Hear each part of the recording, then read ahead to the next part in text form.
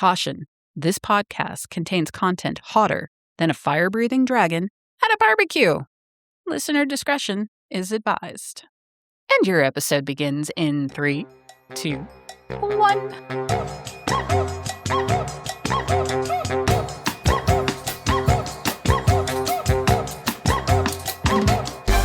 Hello, my lovelies. Hi, Lex. It's that time. Oh, Joey's giving me that look already.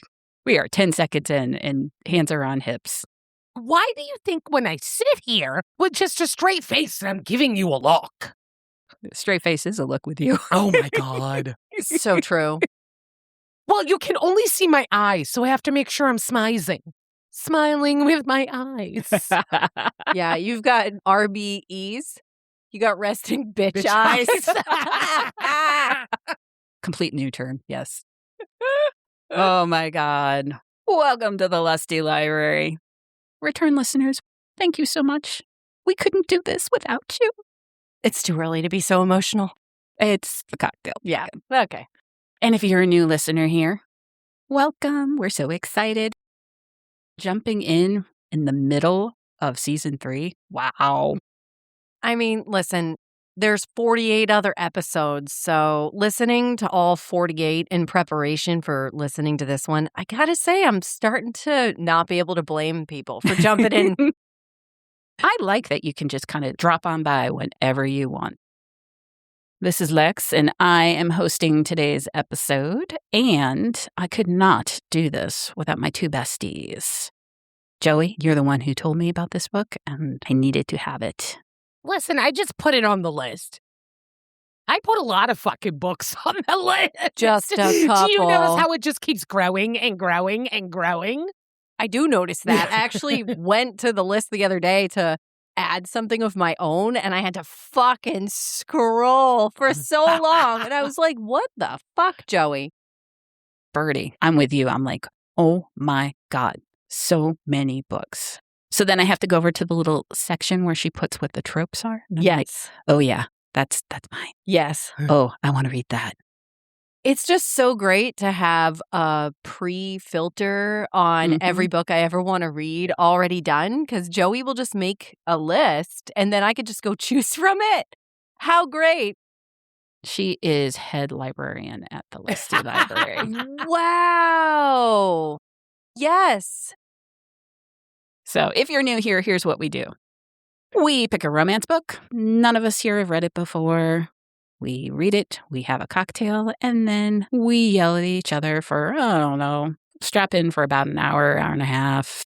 If we're really going 2 hours, I don't know. We'll figure it out. Oh, fuck no. Oh, fuck no. We have slowly gone from like 60 minutes to 110 to 150. Max, I will edit is an hour and a half. Anything over that, I'm done. I'm just dropping the episode wherever it may land. Sometimes she just can't shut Birdie and I up. Nope. But today, this is going to be so much fun. We are doing Phantasma by Kaylie Smith. Yeah, sexy, sexy demons, devils, all kinds of stuff. And ghosts. And magic.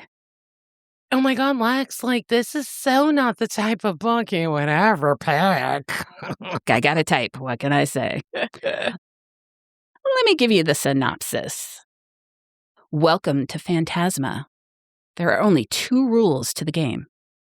Stay alive and don't fall in love. When Ophelia's sister disappears, there is only one way to save her. Ophelia must enter Phantasma, a deadly contest inside a haunted mansion, and claim its prize, a single wish. Phantasma is a maze of twisting corridors and lavish ballrooms of demons and temptations. Ophelia will face 9 challenges, each more dangerous than the last. There can only be one winner, and the other contestants will stop at nothing to eliminate their rivals. Every day, the house creates new monsters. But just as Ophelia's fears threaten to overwhelm her, a mysterious stranger offers her a bargain. Charming, arrogant, and infuriatingly attractive, Blackwell claims he can guide her through the lethal trials ahead. All he asks in return is 10 years of her life. Ophelia knows she shouldn't trust him. Blackwell doesn't seem dangerous, but appearances can be deceptive. Worse still, she feels a dark, irresistible attraction drawing them closer and closer. Her life is on the line, but in Phantasma, the only thing deadlier than losing the game is losing your heart. I was good with that till the end. I actually really like how this book just shot right out of the gate. We start with a death immediately. Ophelia wakes up and something's not right. Goes downstairs. Her mom dead on the floor. Yeah, that was pretty shocking, actually. Now they live in New Orleans, turn of the 20th century. But the thing that makes this even more interesting was her mom was a necromancer. And in this world, that's somebody who communicates with the dead, brings people back from the dead. The undead are their bread and butter. For a necromancer to just be dead with no blood, no nothing, already strange. Ophelia's sister comes down the stairs. She sees mom has died too. Ophelia has gone, get the candles, get this, get that. You're like, what the hell's going on? Immediately cuts herself. And we realize she's doing a ceremony right now. If she does not complete certain steps before midnight, the magic that her mom has will not transfer to her since she is the eldest daughter. Fucking cool. You're on page 2 and this has already happened. It's like, okay, we are going fast and furious with this. Love it. Ceremony happens and immediately she is transformed. The power comes right into her, and the first thing that her sister notices is her eyes have changed. Ophelia went from having these beautiful, they keep saying cerulean blue eyes, to this silver, almost unearthly look that just sets her apart. She has taken the locket that her mom has worn all this time, that's the family locket, and when she puts it on, it warms to her and she feels it like her own heartbeat. We find out very early in the book, Ophelia is the one that's actually been trained by her mother to take over the mantle of the household. Genevieve, her younger sister, wanted nothing to do with the family magic. Yeah, she just wanted to be a normal girl. She wanted to be a part of New Orleans society. She's like the pretty cute one that goes to the parties. Ophelia was the older sister. She got all the responsibility. She's taken over basically the family business. Yeah. But she didn't necessarily want it. Because the two sisters talked about traveling the world and having adventures.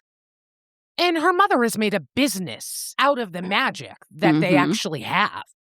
People would come to Tessie Grimm wanting to speak to the family members that they have that past. So that was pretty much all the money coming into the household.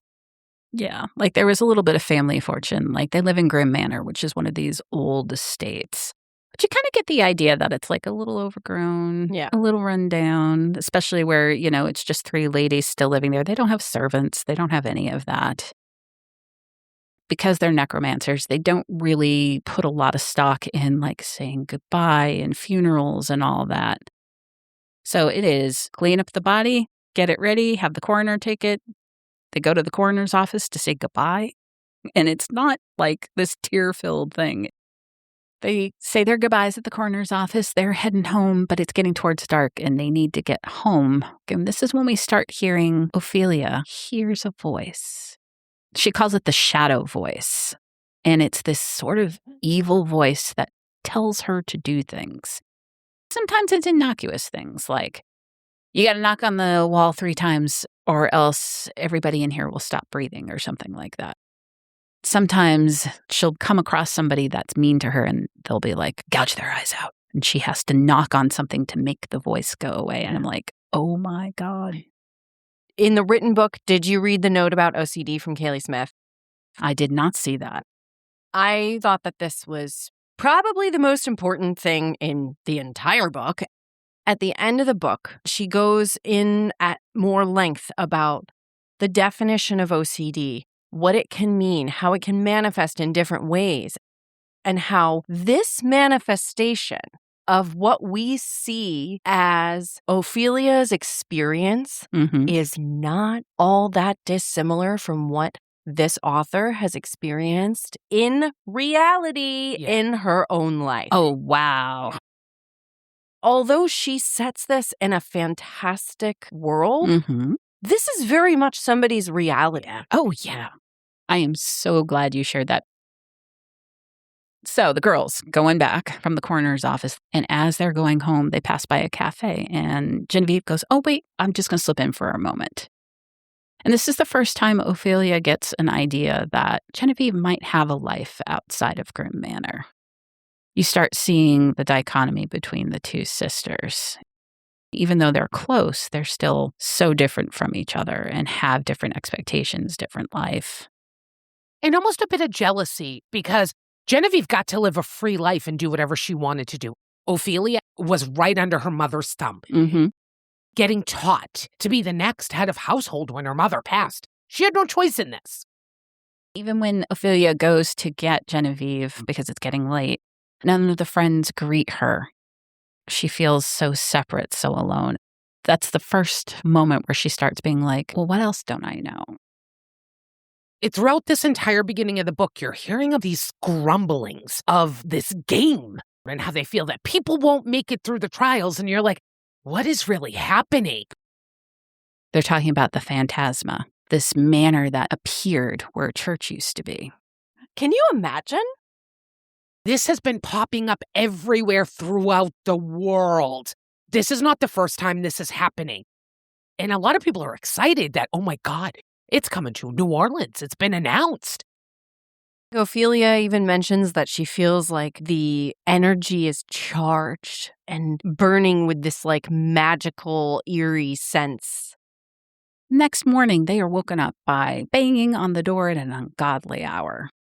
They go down, and it's two men. I just pictured like they had big mustaches and were twirling them like, old-fashioned villains. That's funny that you say that, because I imagined one of them as having like the big walrus-type mustache, and I imagined the other one as having a little like pink kind of like pointy mustache that went straight out to the side. So it's like the dichotomy of mustaches, because one of them was like clearly running everything and we're from the bank. And the other one was like, yeah, we're from the bank. Like, this is my first day. They're from the bank. They come to tell the girls that, wow, your house is about to be possessed by the bank because your mother took out a second mortgage and hasn't paid it back, and you've got 30 days to pay back the $35,000. Equivalent in purchasing power is about $1,226,000 today. Sure. Try coming up with that in 30 days. Yeah. I mean, Ophelia is just sideswiped. She gets the impression that Genevieve is not quite as surprised. I think one of the dead giveaways is when they show Ophelia the checks her mother has made as payments towards the refinancing of the manor. And, she knows her mother's handwriting to the T, because she's had to look at her grimoires and her notes and her journals and... Oh, yes. Yeah. Two of them are look like a forgery. Needless to say, the walk home, the sisters have quite a conversation. A lot of stuff that each of them had been holding on to came out. And Genevieve was very much from the perspective of, I was trying to help, I was trying to protect you. Mom already had put so much pressure on you with you taking over the business and stuff. And she's like, I'm looking into it. I'm on it. I'm going to fix it. Don't worry about it. You have enough to worry about. Ophelia was like, what are you going to do, miss? I flit around. I have to clean up all your fucking messes all the time. You don't know how to handle anything. Oof. I wanted Ophelia to give her a little bit more credit. Yeah. That was kind of brutal. But that really sounded like a real-life sister. Yeah, it did. When you're in the heat of the moment, you go for the jugular just a little bit. Says the only child. I'm like, yeah, it totally sounded like a sibling argument to me. After this confrontation, Genevieve goes running off, and Ophelia just kind of keeps walking. Because she's stunned by the conversation, and then she's thinking about what doesn't she know? How's she going to make this work? And as she's having all these thoughts, she wanders into an area that perhaps she shouldn't have, and she hears a voice. Are you going to play with me? Terrifying. Terrifying. It's all misty and foggy, and she can't quite see where she is, and she can't see whose voice it is. It's been 2 days now that she's inherited her mother's power and she can see ghosts? This is all fucking new to her. Right. It's not like she's an experienced ghost professional at this point. No, sometimes she's just walking down the street and she sees transparent people, and most of the time, they don't bother her. She doesn't bother them. And then there are some that seem to be like, I see you, and they're just trying to rile her up. Yeah. But so here's Ophelia, doesn't know where she is. It's become night now. Creepy voices talking to her. Starts off kind of playful, and then it gets not so playful. Then another voice comes in and shoos the first voice away, and it's very deep and sexy. All of a sudden, she's feeling the locket start to pulse. What the fuck is up with this locket now? I love it.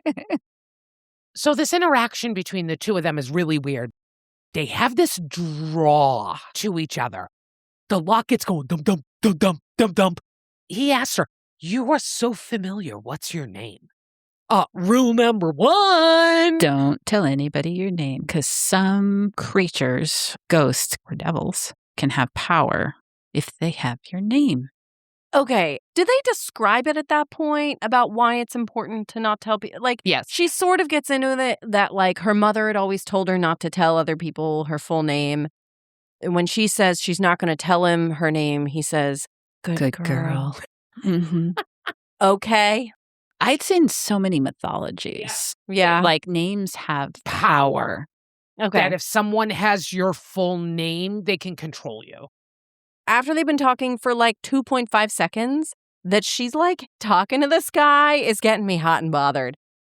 And she feels this buzzing magical energy around him, but she also is that heat is going down to her core.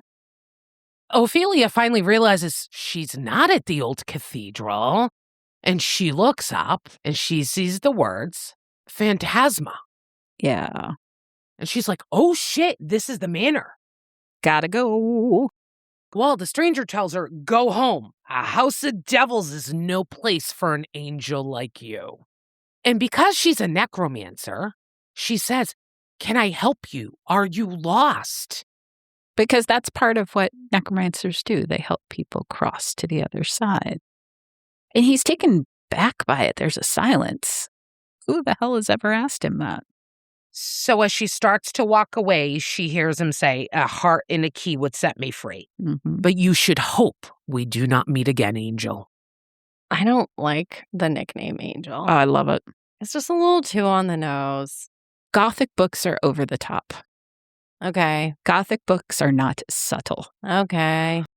It's almost like you got to put your Gothic hat on. Okay. But you can dislike it. I'm just saying. No, you're Normally, right. this kind of shit drives me crazy, but I knew what I was in for when I picked this. When you guys get kinked up over this little stuff because it's so on the nose, because this is meant to be fucking obvious that there is something between the two of them. No, It's meant to be blaringly obvious. And the point that you're like, it's too on the nose, I think that's the intent from the author. It's been a while since you two have really gotten the hair shoved up my ass. Have you noticed that Lexx and I mostly get our panties in a bunch about Gothic things? Well, you're fact-checking. Did this really happen? I knew as we were prepping for the recording when Lexx sent us a text message and be like, did you know the word driveway was created in 1830? 70. I remember 30, but nonetheless, 1800 something. And I'm like, oh, she fucking found it in Phantasma and had to go fucking fact check it. This is why we're friends, Lex. I know. Oh, my God. I fucking love it. My face is turning beet red and I'm sweating now because you've got me all riled up. I get we're different kind of readers. And for me, I let the author take me on a journey. I am just reading whatever story you're putting ahead of me. This is not real. Demons do not have this little fun house of games, trials, and adventures They don't. in New Orleans. No. Oh. No. So if in your story you want to make up and say driveway, I could give two shits less. Nah. It's the pebble in our shoe on Yeah. the journey of the story. If the word driveway had been invented in 1930, I would have been like, fucking fail. Before my doctor tells me that I need to take the stress out of my life, I need to get my blood pressure down. Can we please proceed with the fucking story? Ophelia gets home. She goes directly to bed. She thinks Genevieve has already gone to bed. Morning comes, calls for Genevieve. No Genevieve. Looks all over the house, goes into her room. Always a mess, but an extra mess. It's not so much that it's messier, it's what's missing. It's her luggage. She realizes her sister is gone. So what's the sister do? Finds her little sister's journal and reads it. I mean, I would have done the same Right, thing. you gotta figure out where she went. Yes. Just in case there's harm coming her way. So she finds out from her journal that her sister has, in fact, decided that she is going to go to Phantasma, enter the contest. She runs downstairs, and then she catches the envelope. Sister has written a note saying, basically, don't worry about it. I'm going to solve all of our family's problems. I'll be back soon. I'll be back in 2 weeks. Yeah. Barring any complications. Oh, my God. Yeah. It's like kind of insane, Genevieve. So what's the only thing Ophelia can do now? Well, she's gotta go get Genevieve at Phantasma. Obviously. She goes there. She knows where it is now because she accidentally slipped in there last night. There are people outside the gates. Man in a top hat is there at the entrance. Oh, this was so good. The price for entry is your greatest fear. Mm-hmm. Oh, no, not Chekhov's. We're gonna use your greatest fear against you. Absolutely terrifying. And only a devil would want that for currency. Yes. Ophelia's asking him all these questions, and Yes. he's barely giving her any answers at all. She has no fucking clue what the fuck she's walking into. So she wasn't going to enter the contest unless she knew her sister was there. So she asked him, girl my height, looks like me. Can't tell you that. Here's what I can tell you. You can come in, you can give me your greatest fear, and Hope you live till the end. Yeah. Welcome. Basically, she does find out to win Phantasma, you must be the last one alive to leave after completing all 9 levels. He does warn her, though, to fall in love at Phantasma is at her own risk. when she pays the fee, him going through her memories and her thoughts and just kind of picking through. Like a filing cabinet. Yeah. Nope. Ooh, yeah. We don't even find out what it is at the time. So she's in. Bam. He walks her to the next devil who gives them the tour and gives them the rules. Basically, there's groups. Groups are split up. Everybody gets a wing. You can only be in your wing. If you leave your wing, you're disqualified until the 7th level. And then they let you know you can tap out anytime you want. Before the trials, all you have to say is, state your full name. I surrender to the Phantasma. I just feel like that's too nice of the devils. I don't know. If you noticed, all the devils are about consent. I did notice that, actually. They will only take what is given to them willingly. This whole book changed, like, the concept of devils for me. That's where the phrase deal with the devil comes in, because the devil Yeah. wants your consent. It doesn't mean they're not achieving your consent without trickery or smoke and mirrors to get you to believe one thing over what their actual intent is. Yeah, okay. You got to ask a lot of questions. You got to make sure there's no hidden meaning. Yeah. Which there's always a hidden meaning with the devil. Yeah, okay. And then once you start the trial, you can't just surrender. You have to make a deal with the devil who runs that trial. Yeah. And we find out all the trials are based on Dante's 9 levels of hell. We get to meet the cast of characters that are going to be the other contestants in her group. She recognizes quite a few people from her sister's circle and that day in the cafe.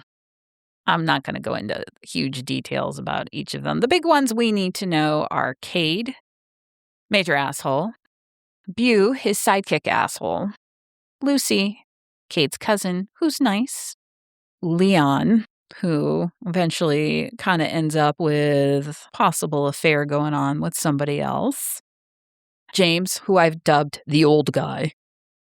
Then we got Charlotte, who is the cool, aloof one that's always just like, why am I stuck with you assholes? And just for some more cannon fodder, we have Eric, whose daddy owns the big tobacco plant. But they're all competing for the grand prize, which is a devil's boon. They all have some tragedy, trauma, need money. They're there with an intent and purpose. The devil's boon is anything you ever could possibly want. The devil will grant it for you. Ophelia gets to her room. First thing, she finds a hidden passage. Well, she's kind of nosing around on the bookshelf. She's like, oh, look, it's a hidden passage. Her room is not empty. There's another being there. Oh, yeah, I forgot. How could you forget? Poe. Ghost Cat. So she decides to follow Ghost Cat down the dark hall because she's going to start searching for her sister. That's the whole reason she's there. What is she getting herself into now? Would you not go down the dark hallway? No, I wouldn't go down the dark fucking hallway. That's the difference between me and you. You're insane. As long as the ghost cat is like, hey, Joey, do you think this is a good idea? I don't think. I just do. This is also where we first see, in addition to being able to see ghosts, she's got a little bit of magic. She can, sparks. Yeah. Not really sure what the sparks do, but she's got them. She got them. They're just magical energy. Yes. Enough energy to light a candle, but she can't wield the fire. No. So candelabra, cat, her down the dark hallway. Then the shadow voice starts fucking talking to her at the Yes. worst fucking possible time. Always. That's the whole point, right? They're coming. They're going to get you. That's terrifying. Yeah. I have enough of an inner imagination that sometimes I get scared when I go down to do laundry in my basement, which is dark, deep, unfinished, and terrifying. And sometimes I get freaked out when I'm down there. Then if you were in Ophelia's shoes and you saw those red eyes glaring at you from the corner, Nope. you go running? Yes. So does Ophelia. Yes. Very quickly, she is being chased by, we don't know. You just have to run fast. Luckily for her, she finds a door. Hello, magical door. Opens it, and there's nothing but a chasm there. And she's kind of like, okay, I have choices. I can jump or I can deal with what's coming towards me. She decides to jump, but just as she jumps, dark claws come out and get her shoulder. She goes through the doorway. Then she finds herself in another hallway, and the cat leads her to another door. Thank you, cat. Which then leads her into the main hallway. And then she hears a male voice. Mm-hmm. And the locket is a thrumming, a thump-thump, thump-thump, thump-thump. So she finally turns around and gets a look at this man, the hunka man, with white hair and these crystal green eyes. Hello, handsome. Yeah. She can feel his aura, but wait a minute. He ain't no ghost. They start going into there are different types of afterlife beings. So you got your apparitions who are kind of barely transparent. You've got your ghouls who didn't pass on and they didn't get enough energy to stick around, so they just lose all of their being. They're like zombies. Then you've got a phantom. The strongest of the ghost worlds. But the fucking traitorous cat, the minute she sees Mr. Handsome Pants, jumps right into his arms. I mean, listen, I love a man who is beloved by animals. Yes. It was a green flag for me. But she recognizes his voice as he speaks to her. Mm-hmm.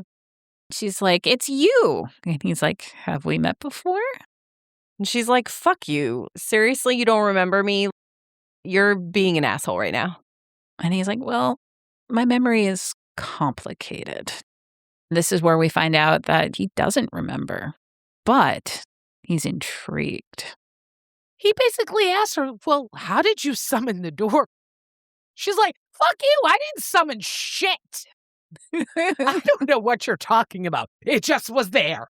And she doesn't know. It's just a survival reaction. She needed a door. She made a door show up.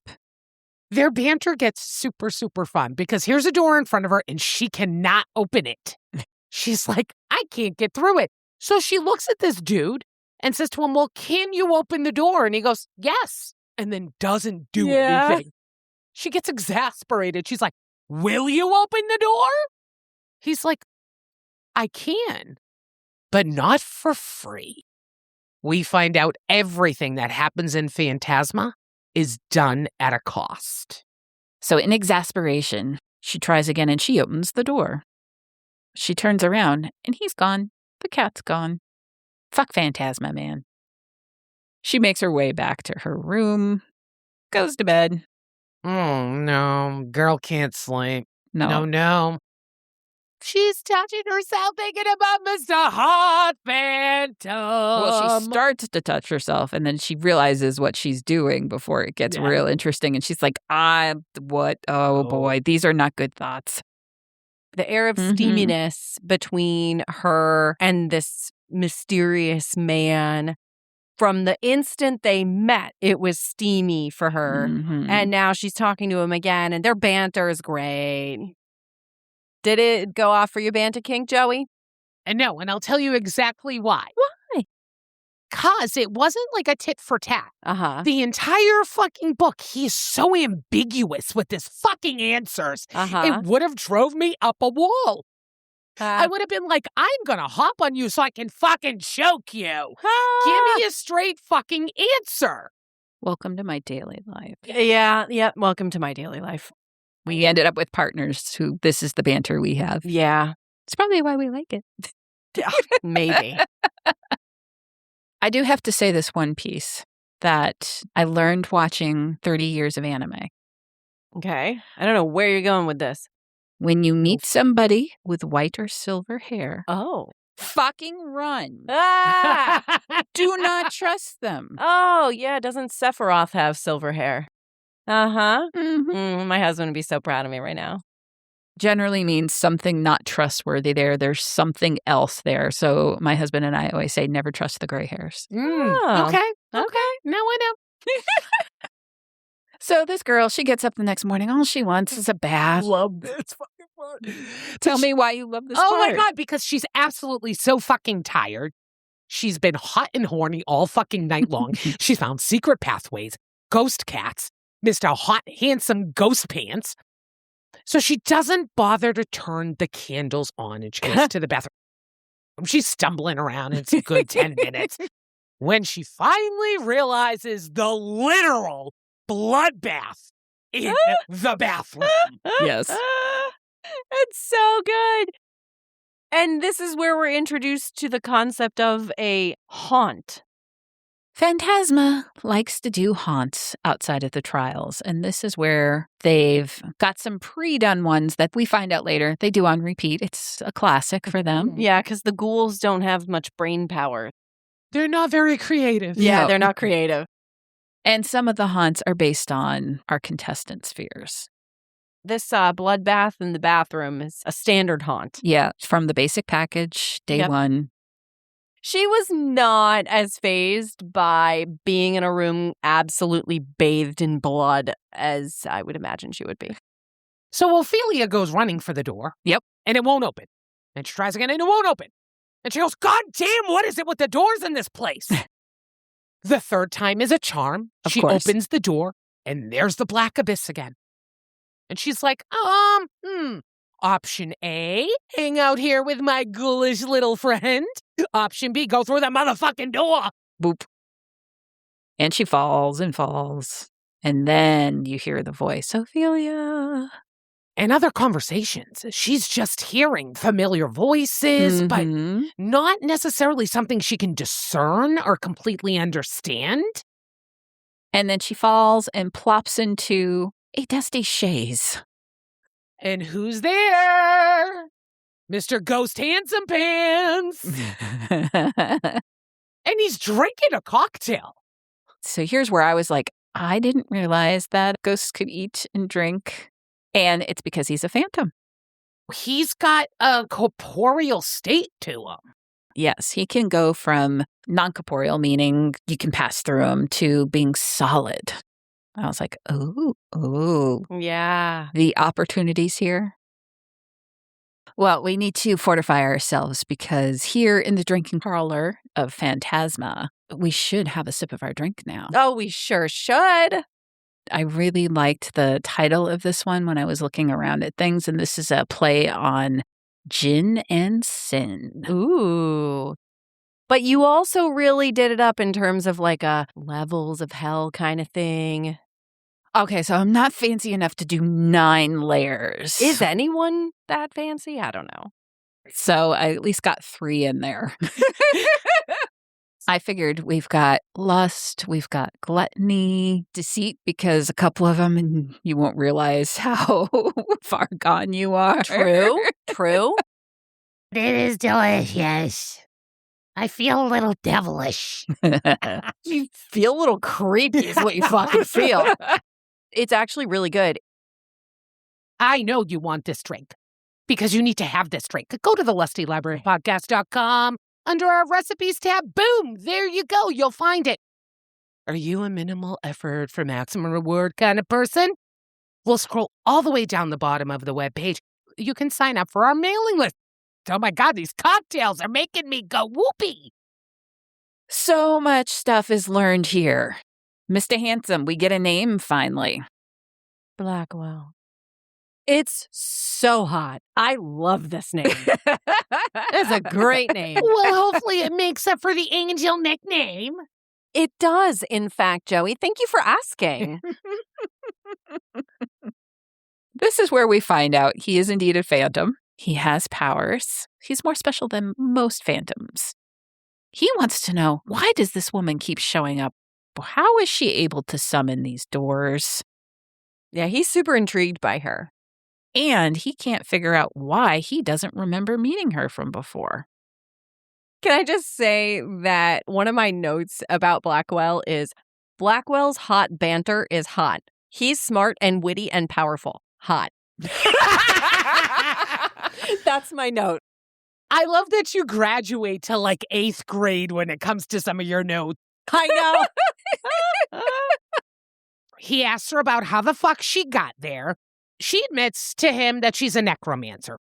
Because she just plopped out of nowhere. And she tells him how open door, black abyss, falling, hearing all these voices. And he's like, oh crap, you summoned the Whispering Gate. You're who I've been looking for. And this is where we find out he's trapped here in Phantasma. He can't remember why. Every competition, he finds a contestant because he's looking to try and break his curse. And she says, well, the first time we met, you mentioned a heart and a key. But he goes insane when she mentions this. He's like, wait, I said a heart and a key would set me free? I fucking told you what would get me out of here? This is groundbreaking. This is like the first time that he's been able to actually know what it is that he's looking for because his memories are split. He can only remember whatever current realm he's in. So when he's in Phantasma, he only remembers what's in Phantasma. Right. When he's outside, he only remembers what's outside. He doesn't remember what's happening in Phantasma. Yeah. Ophelia feels different to him. He's like, you're the one. I got a bargain for you. I can help you win these trials. He says the best way to do that, get through to level 7. After level 7, you can run anywhere you want in Phantasma. You can go searching for her. The best thing to do is survive. I can help you with that. I can get rid of the haunts in between. I can help you through the trials, give you key information. All you have to do is give me 10 years of your life. That's it. Only if she doesn't break his curse. Right. If she can find this heart and key, you don't even have to pay me. She goes, fuck no, I am not doing this. I am not giving you 10 years of my life. A blood bargain. My mother always told me to steer clear of those. I think she also feels like she can get through the trials herself. Yeah, that's true. So she refuses, goes back to her room, has some dirty, dirty dreams. The spicy dreams were so spicy that she slept through breakfast, slept through lunch, and oh shit, gotta get up, get dressed, and go to dinner. Because after dinner is when the trials begin. And the dinner is so awkward. The competitors are kind of fucking rude to her. Yeah. You're seeing what an asshole Kate is already. And his sidekick, Beau. Ugh. After dinner, we have the first trial. It is Limbo. And each devil introduces each level with, I don't even want to say it's a rhyme. Thank you so much for saying that. I literally just looked up the word riddle because it really bugged me that it wasn't truly a riddle. This was a poem. First of all, they call it a clue. It is a clue. Okay. It's a clue. It's just done in a cadence of being rhythmic, Yes. like a poem or riddle. But it is called a fucking clue. It's not really a riddle. But I kept trying to make it rhyme, and it wasn't rhyming for me. Anyway, they start with a clue. And then everybody enters one at a time. She gets in there, and suddenly she can't feel, she can't hear. The only sense she still has is sight. That's terrifying. It's a rapid fire thing. There's no time to research or prepare. Or, Nope. come up with a appropriate outfit. No. Nope. No, you have no clue. You have one clue. That's it. And they say it once, and if you're not paying attention, too bad, so sad.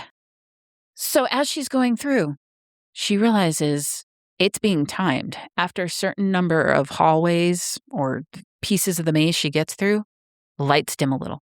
And then she gets through maybe 10 more passages, and the lights dim again. She's going to lose the one sense she has. All of a sudden, the little light bulb goes off in Ophelia's head. She's like, fuck, how do I mark what I've been down, what I Yes. haven't been down?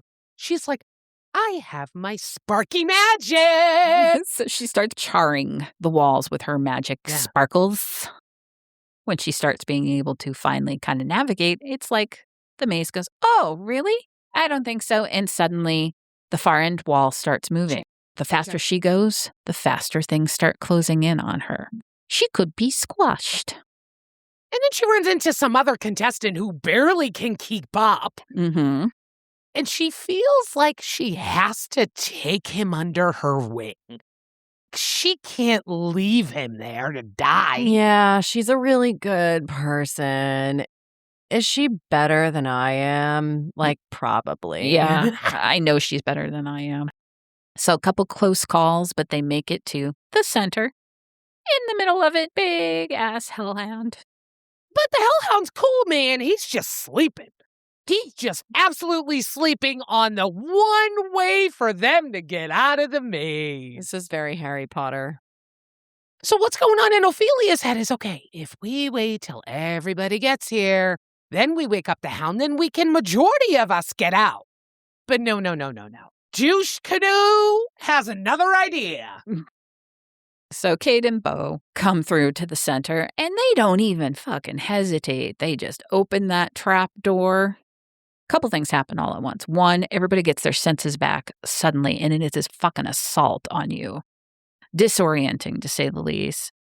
Second thing, big roar. Hellhound is awake. Because a hellhound's not violent.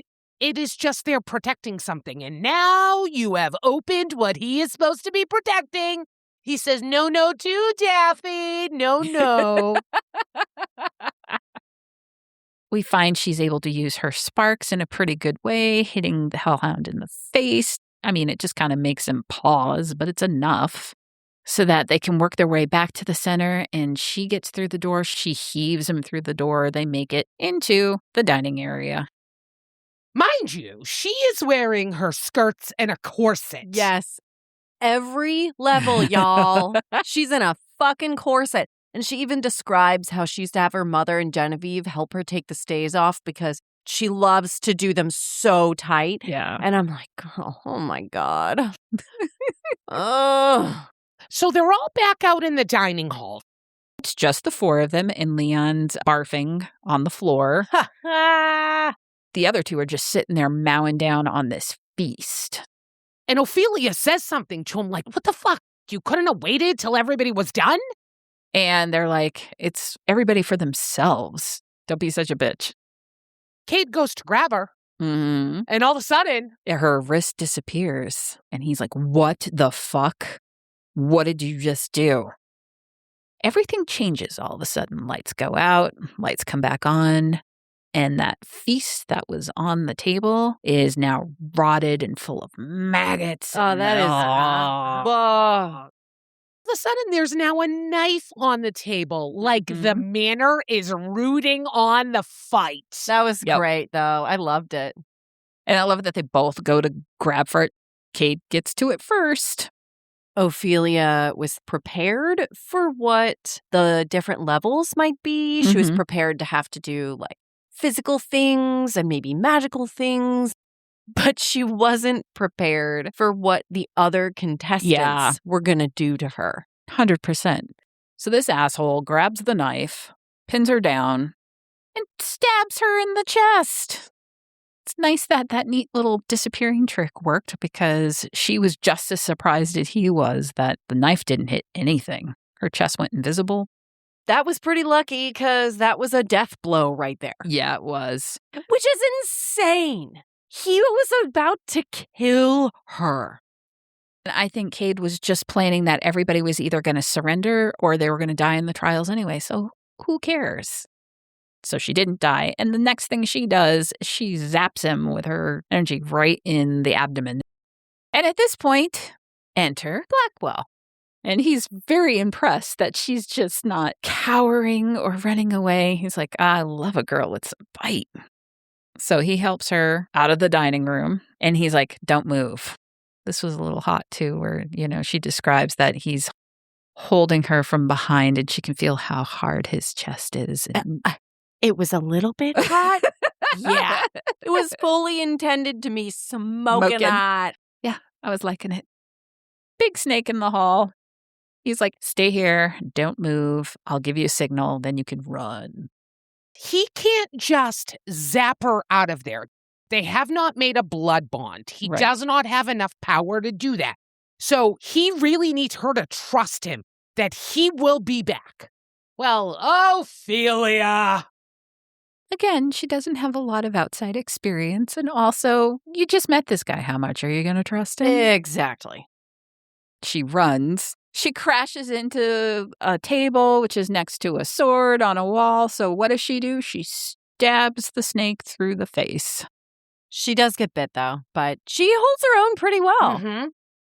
And is kind of stumbling down the hall when all of a sudden she hears, Ophi? She runs after who she thinks is her sister. But she's starting to get delirious because of the snake venom. Delirious until Black. She's out. Wakes up in her bed, and Mr. Handsome's sitting next to her bed. Mr. Handsome Phantom Pants. And she's like, what are you doing in my bedroom? And he's like, you got attacked by a snake and almost possessed by a poltergeist, and this is the first question you ask? Yeah. This is where he really goes for the blood bargain. Like, hey, look, see these things that can happen? This was one of those haunts. I could have done something about it if you just made this bargain. He's very convincing. To the point where she fucking agrees. Yeah. Mhm. But I think the clincher was when he says to her, I have really high hopes for you. You're the first person in forever that makes me think that you can find the heart and the key and set me free. So they've agreed, blood bargain done, and they decide immediately at that moment they're gonna start to search the manor. Yeah, because it's a ticking time bomb. We've only got 8 more days. They start searching around. They go back through the secret tunnel. They go to the drinking parlor. They go to the library. And then they seem to run into a devil, don't they? The one she met at the beginning, Jasper. Blackwell gets a little more businesslike. Jasper picks up on a little bit of fire and sparks happening between Blackwell and Ophi, even though Blackwell pretends to not be that interested. Yeah. And this is where Jasper kind of reminds Ophelia, don't fall in love. There are consequences, and you will not like them. After that, let's go to level 2, lust. Every time she gets into the trial, he says to summon him immediately. Say my name 3 times.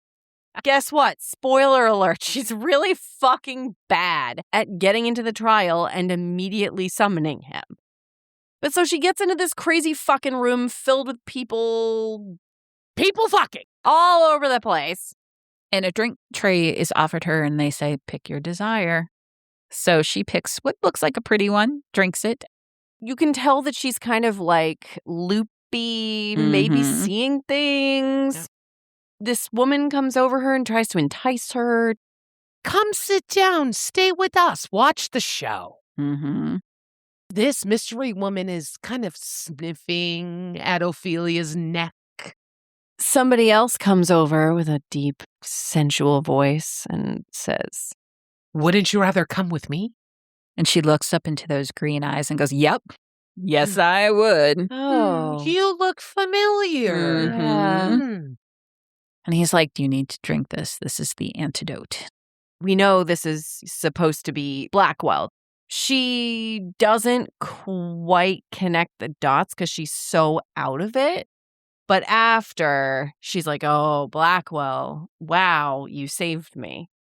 So he tells her that the only way they can get out of the level is to perform the action that level is based on. Mhm. So if this is bloodlust, someone has to drink Ophelia's blood, and Ophelia has to drink someone else's blood.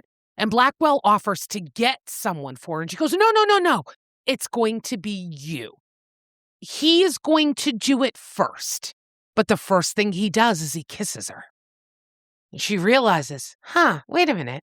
This doesn't have that electric feeling. Yeah, even though I've never kissed Blackwell, this just doesn't feel right. She says his name again, like, Blackwell, hold on. And he's, come on, sweetheart. And that's when she knows it's not him. She's like, he's never called me sweetheart before. Through their conversation, she ends up saying his name 3 times. But she stops him from going any further. And she's like, you're not Blackwell. He's like, what gave it away? Do I not kiss as good as he does? But she does summon him. This trial was supposed to put the thing that you desire the most in front of you. Or the thing that you lust after the most. Yes. Yes. Blackwell shows up and she's like fighting him. And then she gives away without saying that somebody had impersonated him and there had been a sensual experience. And he was like, wait. Somebody was impersonating me in this level of the thing that you lust after the most? Oh. I think it's funny that after the demon is dispelled that was impersonating him, he's there. Basically, all they have to do now is look under her bed to find where the door is. Yeah, it was kind of an anticlimactic end. It totally But was. whatever, they're done. They're through the level.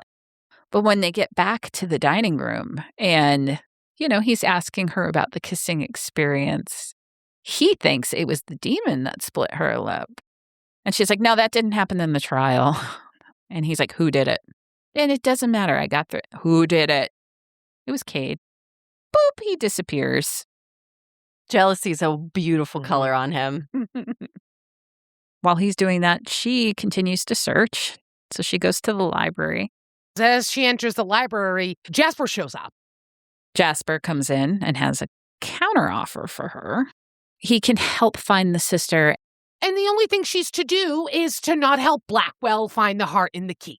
Right. So you're like, wait a minute, there's something going on here. Why doesn't he want Blackwell to succeed? If you don't want me to help, then I must be on the right track. So she's like, oh, God, I need to get out of here. But just before that, she had found a switch. Her shadow voice says, press the switch, press the switch.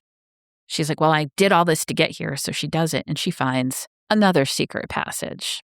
She's almost in the inside of Phantasma, like the innards of the fucking mansion. Mhm. Oh, I would love to explore a mansion like this. So cool. Yeah, well, she's a little freaked out. So she summons Blackwell. And he's like, where the fuck are we now? Ah. But this leads them to a room.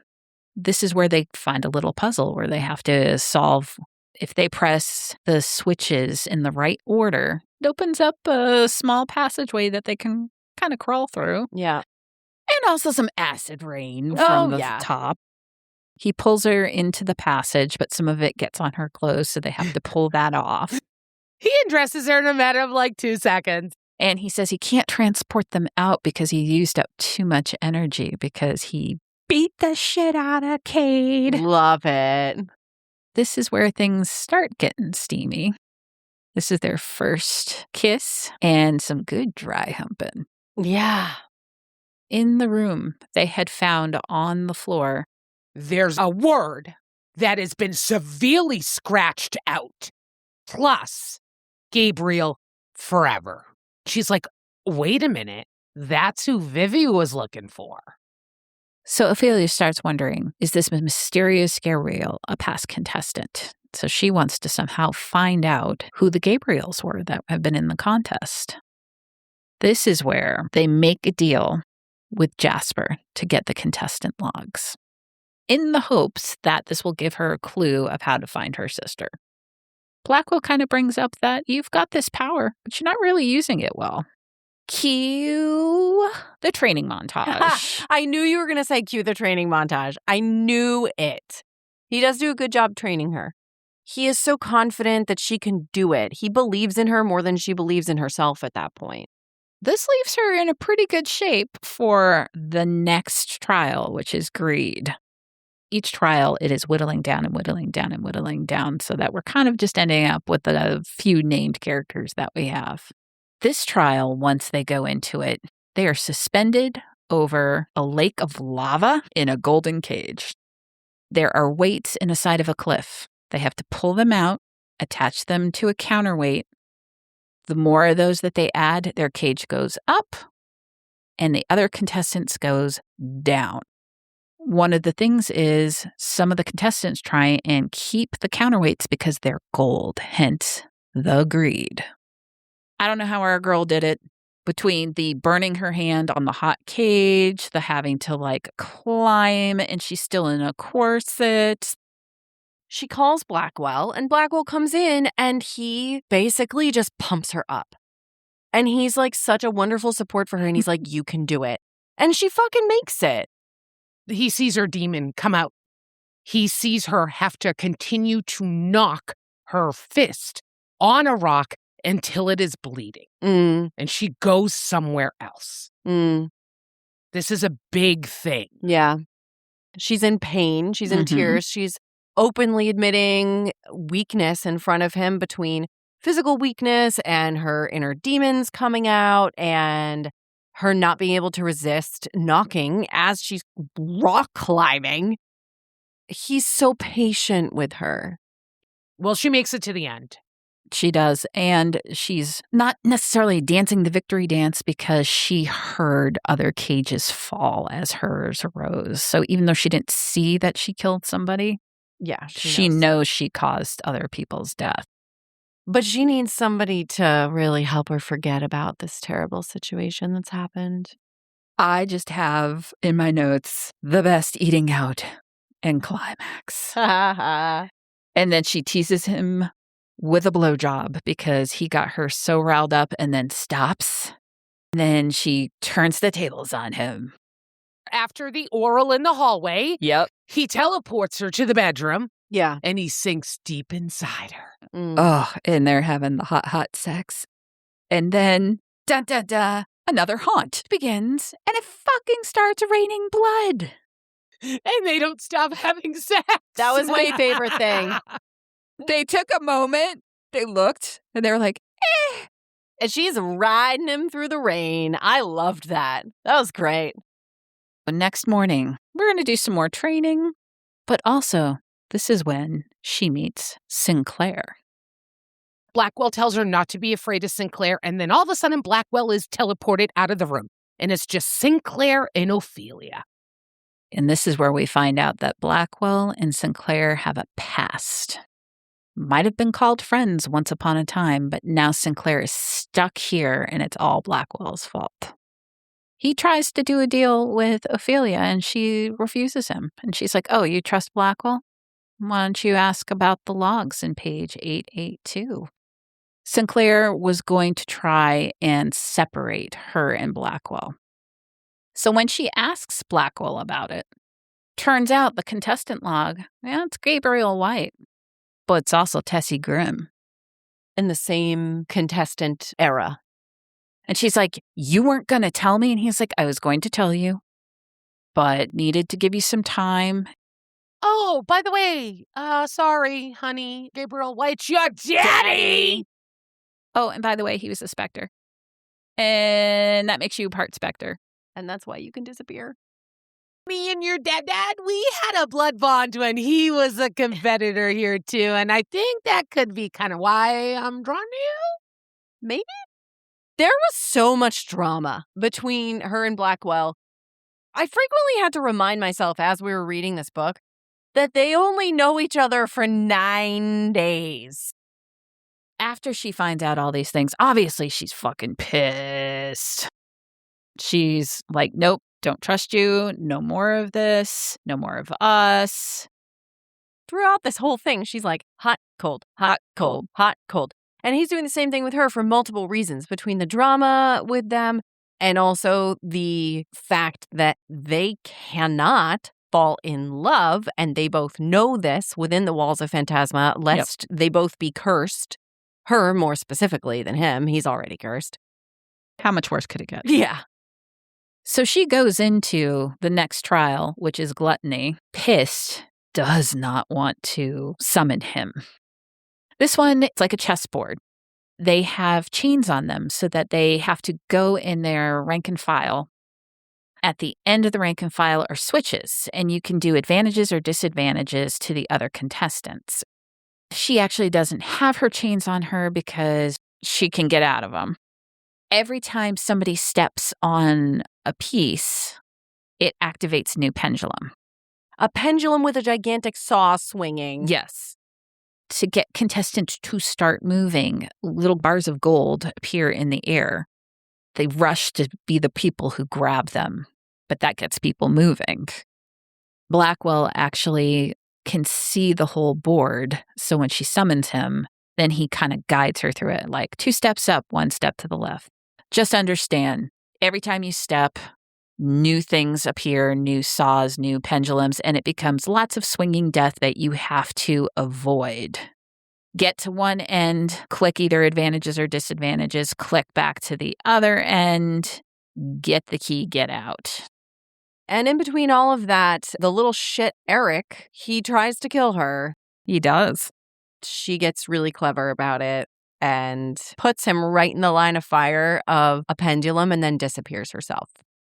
He is taken out by a pendulum. So she essentially kills him. Yeah. Which is like the very first time that she's actually actively killed someone. She's fucked up from it. Blackwell tells her, it was him or you. You had to do it. But the shadow voice is calling her a monster, a killer. Shadow voice can go fuck itself. Yeah. She's fucked up, so she says, distract me. And he's like, well, I want you to want me for me. I'm not just going to distract you. And she's like, well, if you're not going to do it, I'll take care of this. Yeah, and this does get pretty hot. Yeah, climbs on the bed, starts to pleasure herself, and he can't take it. Would you like a sexy stud now? Oh, yes, please. I'd like to order a sexy stud. Reach up and grab the headboard, he demanded. She didn't argue. Stretching herself up, she grasped onto the top of a scrolling Baroque frame, her knees straddling his sides. He reached around to grip the back of her thighs, using them as leverage to slide himself further down the bed until his mouth had perfect access to the apex between her legs. When his tongue flicked against her clit, her legs nearly gave out, and his arms had to support her weight for her to remain upright. He didn't seem to mind. He gave another lick, this time lapping at the slit of her entrance, and she could feel herself growing wetter and wetter with each stroke of his tongue, until the heat pooling between her legs was dripping down her thighs. Her chest heaved with the effort of stamping down the moans and whimpers clamoring up her throat, and Blackwell made a noise of discontent. Stop holding back, he commanded beneath her, moving one of his hands between her legs to slip a single finger inside her. I want to hear you. When he added a second finger and curled it inside her, hitting that sensitive spot deep within, she let go. A moan slipped from her lips as she threw her head back in ecstasy, using her purchase on the headboard to lift herself up and down on his fingers, desperately needing more friction. Blackwell, she whimpered as she slammed down on his hand harder and harder. Good girl, use me to fuck yourself, he praised, his voice deepening with lust. Faster, and she sped up her movements. He added a third finger, and as she rode his hand, he brought his mouth back to her clit and sucked until she thought she was going to combust with desire. This is hot, hot sex. It's pretty damn hot. I wish it was like 10 more pages, though. It is more than our sexy stud had time to read. It's true.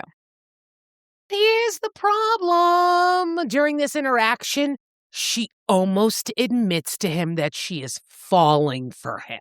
Yeah. And we can't do that. No. She gets dressed and realizes, holy fuck, I'm falling for him. This can't happen. I have to stay on plan here.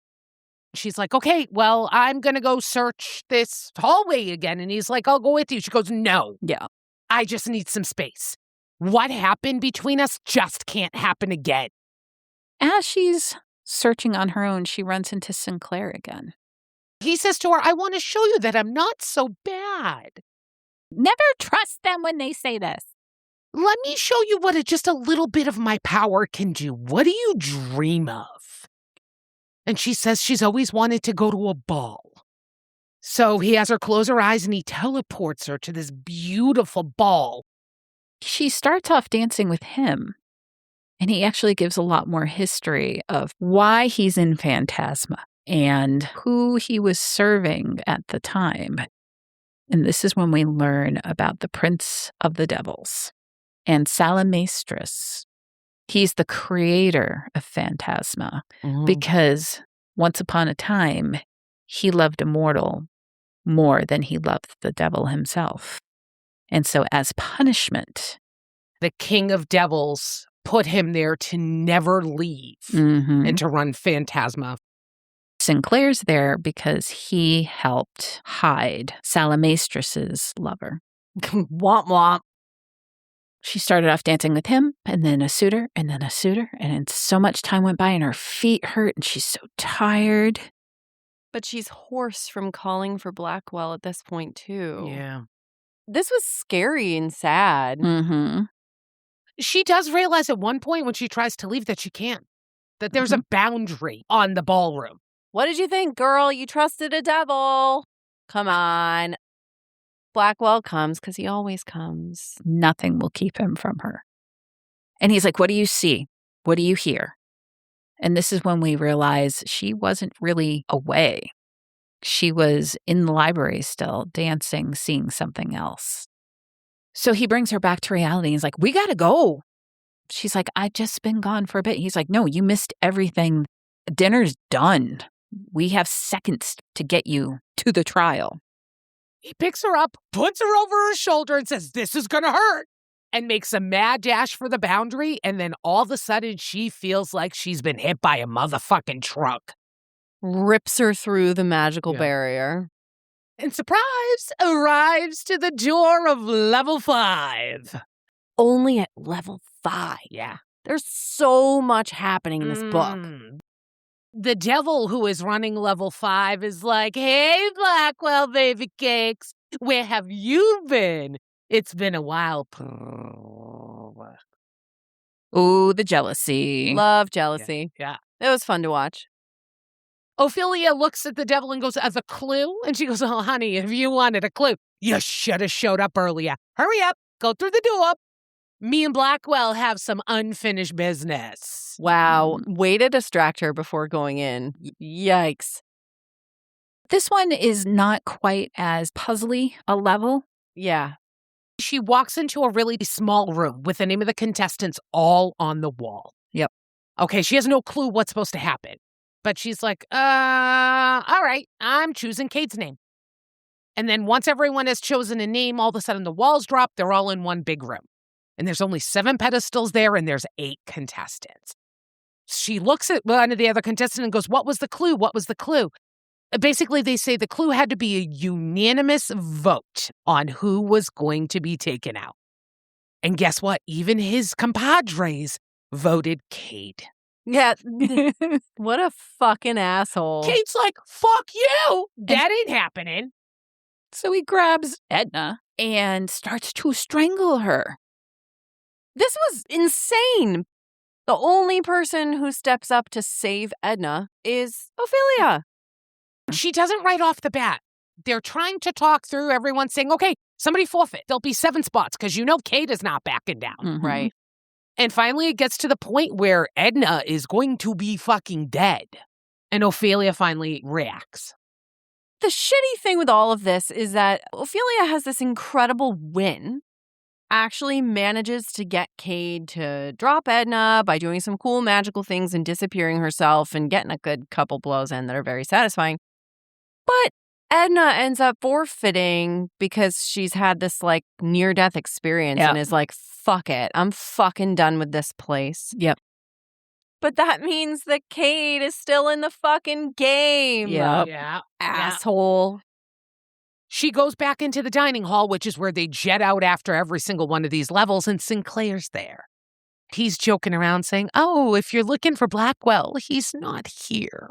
He ran off with Raina, who was the devil that ran that particular level. And oh, they have a history together.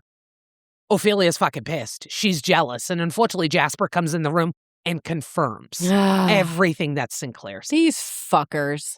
They love to fuck around. So she goes off to her room, goes to take a bath, and is fucking pissed off and jealous when Blackwell finally shows up. She's basically exasperated. She's like, I called you when I was stuck in the ballroom. Why didn't you come save me? Sinclair's more powerful than he is. Yeah. He didn't hear any of the calls. But he came because he could feel that something was wrong. He still came for her. And he says some really big words to her at this point. He's like, none of that meant anything. You are the only thing that's made me basically want to live another fucking day. I was like, is there going to be like lightning coming down from the sky, curses raining down upon them any second now? Because these are some big words. Yeah. And now here we go back to the hot, because now they're all like, meow, meow, meow, meow, meow. Right. He bathes her. Then they have some naughty, naughty, dirty, dirty sex in the bed. Yes. And as they're wrapping up, our buddy Jasper shows up. Literally, they're naked, though. Yeah, Let's yeah, be clear. yeah. Because he made a deal with Jasper. He's given up 3 years of his memories to be able to find out about Ophelia's parents. We learn that her parents were in the competition. They fell in love. They weren't supposed to. Her daddy was a specter. Mama was a necromancer. Their powers were kind of drawn to each other. And this is where Ophelia was conceived. Wild. Well, what happens when you fall in love at Phantasma? You get cursed. Ding, ding, ding. So, as every day progressed, Tessie, Ophelia's mom, became more apathetic to Daddy Gabriel. And Gabriel became more obsessed with Tessie, to the point where it became dangerous. So they were together for a while, long enough for them to have Genevieve. She tried, but then she left him. And to be able to leave him, she ended up making a deal with a devil to make Gabriel forget. But no devil's as powerful as Phantasma. He kept getting his memory back of her. Gabriel wanted to win her back, so he competed a second time. Yeah, it's crazy. After Jasper fills them all in, Ophelia loses her fucking shit, and she looks at fucking Blackwell and says, "We are doing the same exact thing." It seems like we're just repeating history. So she runs away and she accidentally summons the fucking Whispering Gate again. When she's in there, who does she find, my friends? Mama! Oh, it's a great conversation. She tells Ophelia that she needs to make her own way in the world. And I think that was the best thing that came out of this conversation. And most importantly, Mama says, don't trust Blackwell. Yeah. Last but not least, don't ever take off the locket. After the conversation with her mom, Ophelia goes through the black abyss and ends up crashing into the same room that Blackwell is at. He was there waiting for her, y'all. It was cute. He's like, I figured this is where you would end up. So fucking charming. Love it. Ophelia then apologizes to him. And this time, Blackwell is the one who says, no, you were right. We can't keep doing this. This has to stop right now. Mm-hmm. We're going to be business partners. Ophelia's heartbroken. And that's about the time Sinclair shows up. He tries to seduce her. And she's like, fuck it, why not? She lets him kiss her? Because she's using it as a test. And she feels nothing. Yep. Rhea walks in when they're getting it on in the corner. Oh, and Rhea has no issue telling Ophelia that she's going to go tell Blackwell what she just saw. But Ophelia's got to go. It is now time for the next trial. Hey, we got deceit. So we're going to play a little true or false. Poor Ophelia is the first one to have to go. Ophelia has kissed a devil. And she has to admit in front of everybody that, yes, she's kissed a devil. Well, the other one that comes out is Lucy loves Leon. Yeah. It's true, and he looked horrified. Because then his is that he doesn't love Lucy. Mm-hmm. That was sad. But during this, one of the contestants answers wrong, and a big pillar comes down and squashes the ever-loving fuck out of him. Bye, he's dead. So That was gross. And now Lucy, because her heart is broken, decides to forfeit. She was cursed, too. Leon goes to grab Lucy, and her skin burns. They can never touch again. Just reinforcing the don't fall in love thing. Yep. After the level, Ophelia goes back to her room, and Blackwell is there waiting for her, and he is not a happy fucking camper. He confronts her and says, "Oh, you let Sinclair kiss you? How dare you do that?" It's none of your business. And it is none of his business, but he tries to play it off like, you're making deals with these devils and putting yourself in these predicaments, and I need to be able to protect you for these levels. Well, you're making it seem like she fights a lot. No. She says to him it absolutely meant nothing. And this, I finally wrote a statement down. He says, in a different life, a fair one, I would have kept you until my eternal soul withered away to dust. I highlighted that too. I know. Holy fucking cow! My eyeballs turned into little hearts when he said that. They were together. They were not together because of her. They got back together. They were not together because of him. Yep. They got back together. They weren't together because of her. Now they're back together. Yeah. Great. let's move on. Time for level 7, baby. Violence. Oh, this is good. Blackwell tells her the minute you get into that level, listen to me, you haven't done this in any of the other 6 levels. You must call me immediately. And she fucking listens to what he says. Finally. Thank goodness, because there's only 3 contestants left. It's Cade, Ophelia, and Charlotte. It all has to do with grabbing tokens, and depending on which tokens are grabbed, who's going to get to leave, and then the other 2 people have to fight. Basically, Blackwell gives her the answers of who grabbed what, and she makes the choice to let Charlotte go, and she's going to fight Cade. Oh, this is such a good fight. Oh, Cade thinks he's got it in the bag. Of course he does. Until she starts to disappear, until the blue glittery spark starts to come out. During the brouhaha, it gets a little fucked up because at one point, Cade grabs the locket off of her neck. Yes. And all of a sudden, her heartbeat is slowing. That was crazy. Yeah. Because it's literally your heart. Yep. Insane. And Ophelia makes a last-ditch effort, is able to knock him down, get the locket back. Heart sinks back up again, and then she fucking blasts him in the face and melts his face off. She melts his face off. Fucking dark.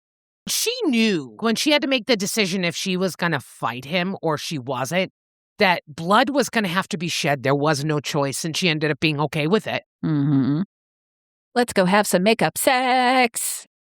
They both are just like, yep, fuck it. We're just going to fuck now. Like, there's no denying this. We're done with the hot and cold. This was so hot. This was so steamy. And then we hear, Ophelia? Cock blocked by the little sister.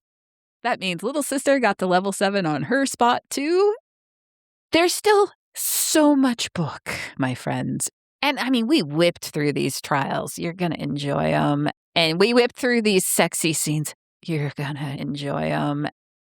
It's a really fun ending, y'all. Go read the book. Are you ready to put some numbers on this? Can't wait. Let's do this. La romance. Anywhere from 1 to 5 roses. Come on, Birdie. I thought it was super romantic. But I'm going to pull a Joey. Oh! They've only known each other for 9 days. What? We've had so many books like this and it's not bothered you. Why does it bother you on this one? It's never been this intense. The statements that he makes to her are so grand. Okay. And I don't think it's ever been at that level so fast. I don't know. It just seemed like a little bit fast to me.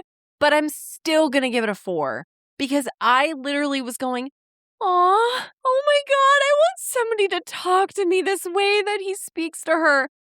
He is so sweet. He's so romantic. He is so supportive. He so believes in everything that she does, and he loves the shit out of everything about her, and I loved every minute of it.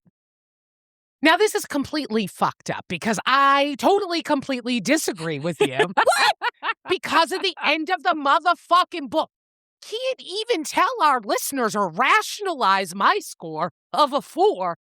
And it was okay that it was only 9 days that they knew each other because there's some other thread that is pulling them together. And you're going to have to read the fucking book to find out. But I thought it was absolutely sweet. Kismet. It was written in the stars for them to be together from centuries ago. So 4 from me. You completely wrong, Bird. 9 days is okay because it's like 9 millennia in their eyes. You just gave some shit away. But yes. I love this so much. Your own fucking barometer. I know. Fuck you, Joey. I think just from how I've been talking about this book this whole time, it's going to be nobody's surprise that I'm giving it a 5 because I find it so fucking romantic. Do you? I do. Okay. throughout this whole thing, you see him becoming more and more and more engaged with her. And it's the support, it's the consent. He loves her when she's being powerful, and he loves her when she's being vulnerable. For her, when the little bit happens with Sinclair and she doesn't feel anything, the sex isn't hot for her because she's not emotionally invested. Yeah, and that's Lexx all over it. It's written for me. Yeah. Yeah. So I'm giving this one a 5. All right. I love this one line he gives where he says, I want to know everything. I want to see all the darkest corners of your mind. I'm telling you, this book had so many good romantic lines from him. And I love the, I want to taste your sin. Oh, yes. Which leads us into, how smutty was this book? Anywhere from 1 to 5 raindrops. Joey, lead us off. All right, I'm coming in at a 3.75. There is a good amount of builds that happens in this book. The schmutty scenes are good. Some of them could have been just a tad bit longer. There was a good burn in it. It just didn't set my pants on fire. I liked the two of them together. It gets a 0.75 because usually in like romantasy or books that have a really, really strong alternate storyline, the schmut gets just pushed to the back. That didn't happen in this book. There was a good, decent amount of it.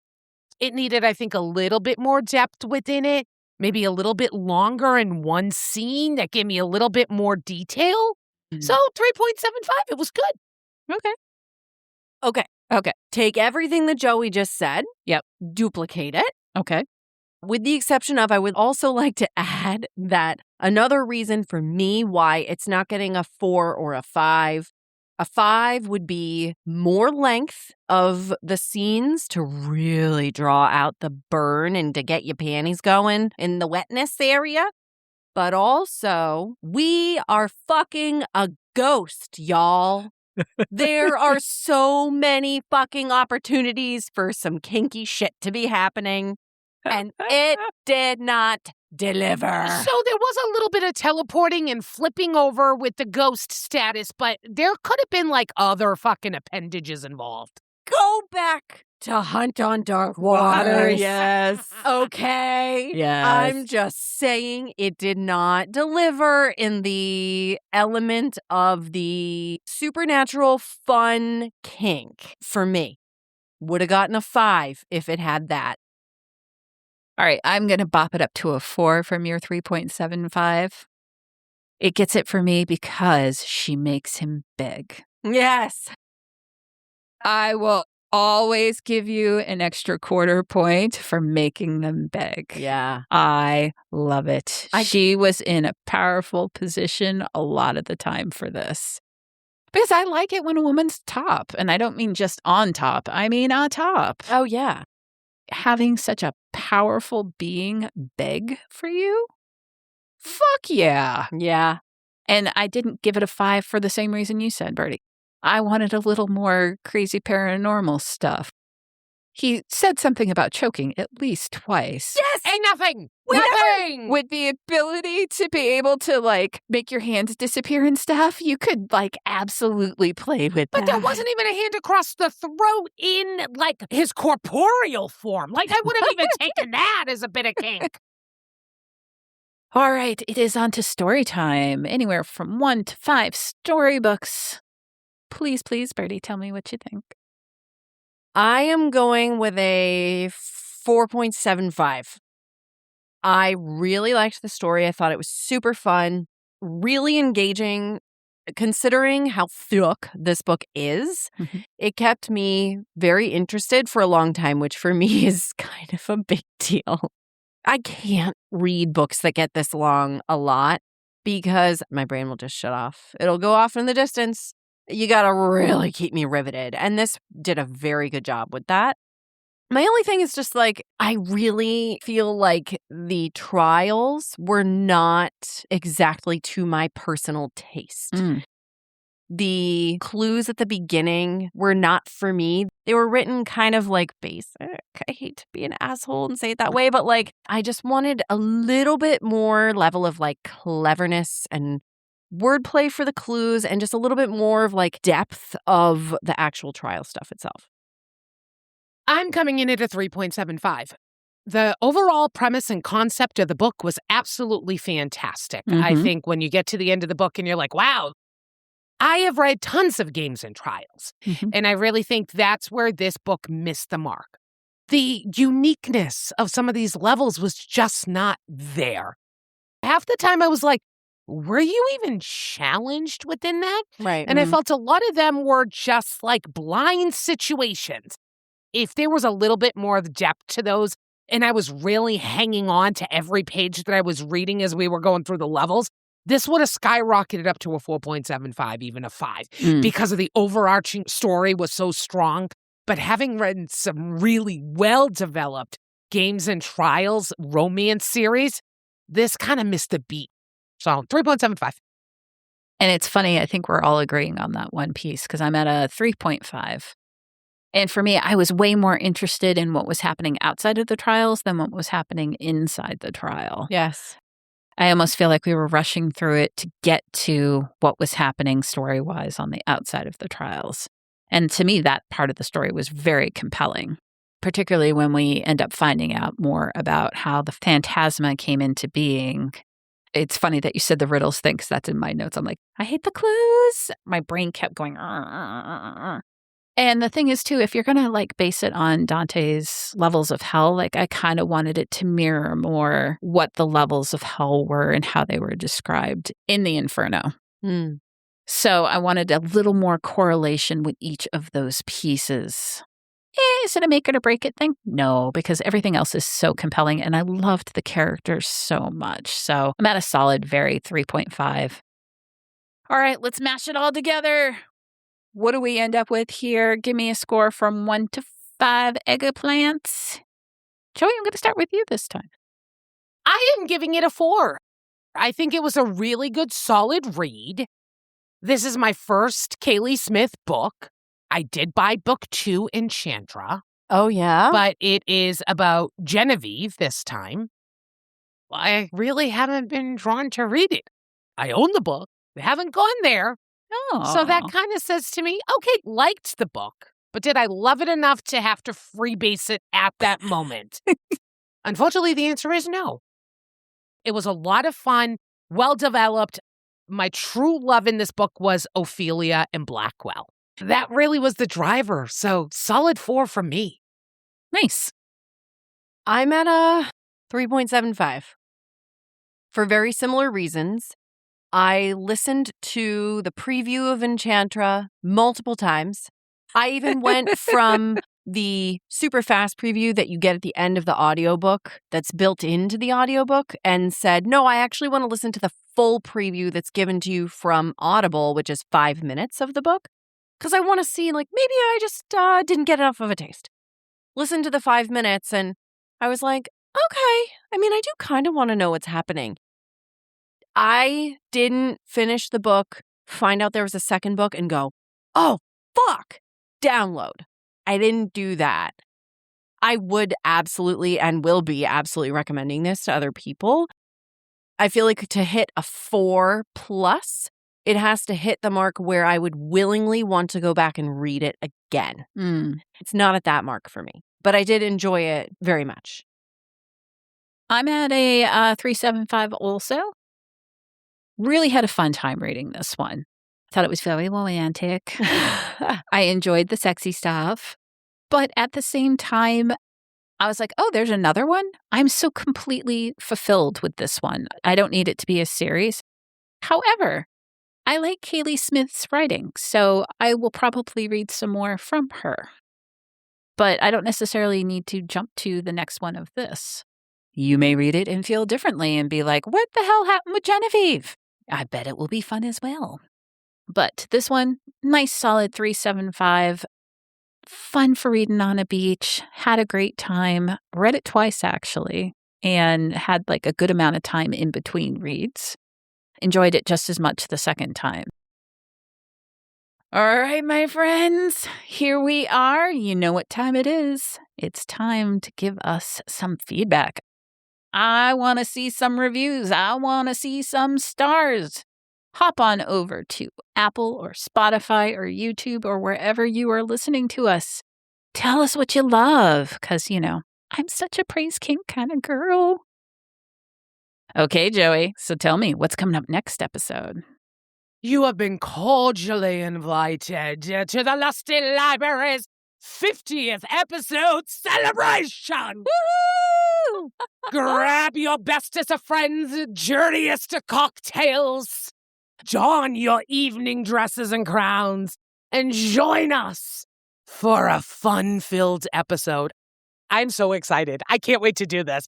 It's going to be a lot of fun games, great conversation, and holy fucking shit, 50 episodes. Tune in and join us for the fun. And we will see you next time.